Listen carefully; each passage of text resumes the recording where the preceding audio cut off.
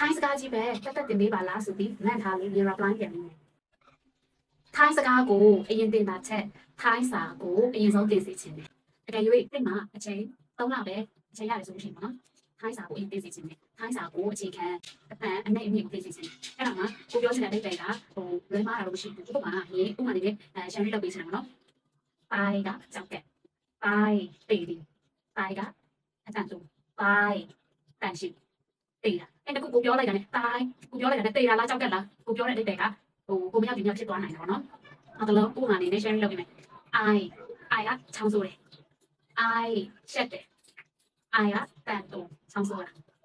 I တန်ရှိရှက်တာအဲ့လိုမျိုးကိုပြောချင်တာကိုကချောင်းဆိုးတာလားကိုကရှက်တာလားကိုပြောချင်တဲ့အဓိပ္ပာယ်လွဲမှာဆိုအဲ့ကြောင့်မလို့ဒီကထိုင်းစကားကိုအရင်တင်တာချက်ထိုင်းစာကိုအရင်တင်စီချင်တယ်အဲ့လိုမျိုးအတန်နဲ့မြအတက်အကျကိုနားလည်အောင်ကိုအရင်တင်ထားပြီးမှထိုင်းစကားကိုစက်တင်တယ်ဆိုလို့ရှိရင်ထိုင်းစာတင်ရတာအရင်အောင်လွယ်သွားပြီနော်ထိုင်းစကားလည်းပြောရတာအရင်အောင်လွယ်သွားပြီအဲကြောင့်မလို့ဒီကထိုင်းစကားတင်တာချက်ထိုင်းစာကိုအရင်တင်ပါလို့အကြံပေးချင်ပါတယ်